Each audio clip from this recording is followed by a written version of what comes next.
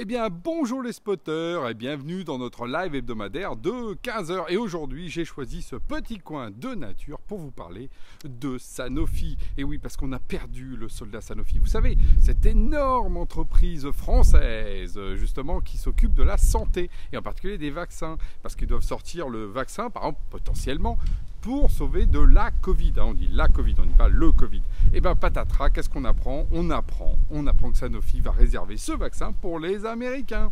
Et oui, parce qu'ils ont un peu financé ça, ils ont donné quelques millions d'euros, donc c'est normal, hein, la santé publique, ça passe effectivement après. Alors vous me direz, pourquoi je parle de ça, alors que mon angle est toujours numérique et pas seulement sociétal? Tout simplement parce qu'il y a une deuxième information qui est arrivée cette semaine, c'est que nos amis de Sanofi ont décidé de passer toutes leurs applications dans le cloud. Et dans quel cloud? Le cloud américain. Dans Google et Amazon, les deux clouds principaux aujourd'hui, sachant qu'ils sont aussi en termes bureautiques sur Office 365, donc la partie Microsoft, donc ils sont sur les trois clouds américains. Donc le fleuron français, non seulement on voit bien a quand même les yeux qui va vers les États-Unis, mais en plus a aujourd'hui ses données, et donc nos données de santé, les données des chercheurs, les données demain justement de tous les patients, etc. Ils sont où? Ils sont aux États-Unis. Et voilà, ça c'est la bonne nouvelle du jour, et la bonne nouvelle de la semaine. Et c'est là où on voit qu'on est en totale dépendance, parce que tout d'un coup, tout le monde se fiche, mais dire, mais oui, c'est normal, les Américains les financent, donc c'est normal qu'ils aient la priorité. Et donc c'est eux qui ont les données, donc demain ils auront la priorité. Ah bon? Mais alors nous? Nous, non, rien.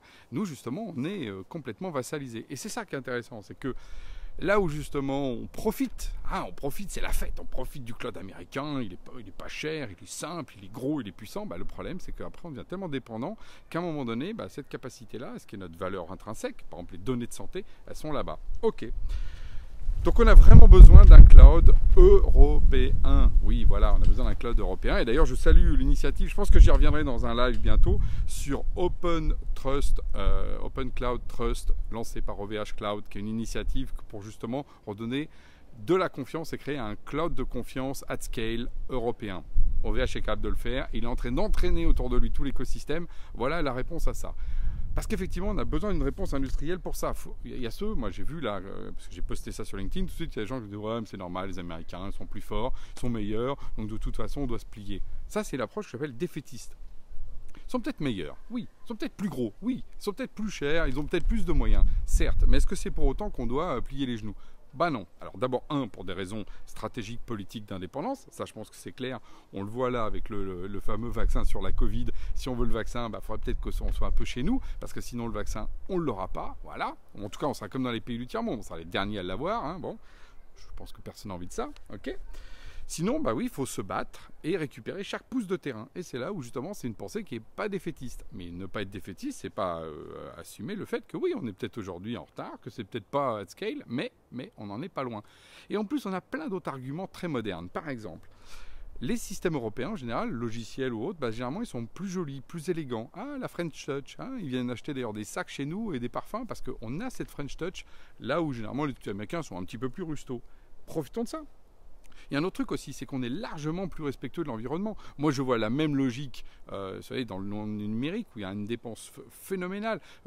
Finalement, on dépense beaucoup d'argent, donc les logiciels sont fabriqués à des coûts très importants, donc ils ne sont pas respectueux de l'empreinte qu'on peut avoir sur l'économie et sur le carbone. Donc nous, on peut avoir justement une approche écologique du développement.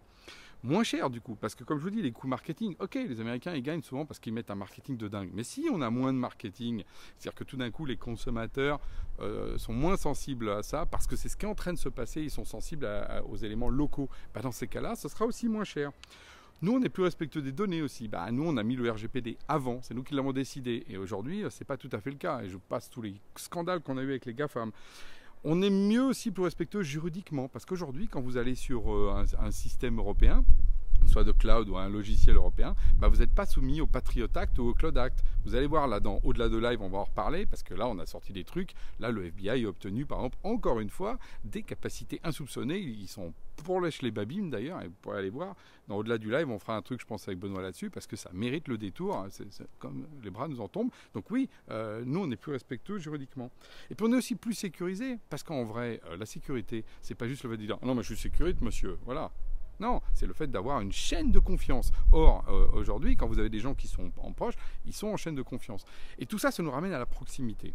Hein. C'est-à-dire que moi, par exemple, aujourd'hui, vous voyez, moi je suis décideur de ma boîte, les gens qui sont aussi en Europe, on peut se voir. Alors que les gens de la Silicon Valley, vous ne les voyez pas. Les vrais décideurs des GAFAM, on les rencontre jamais. Ils viennent voir notre président de temps en temps, histoire de serrer les louches et d'obtenir des gros contrats chez nous. Hein. Mais par contre, on n'est pas en accès. On n'a pas accès à leur roadmap, on n'a pas accès à leur logique.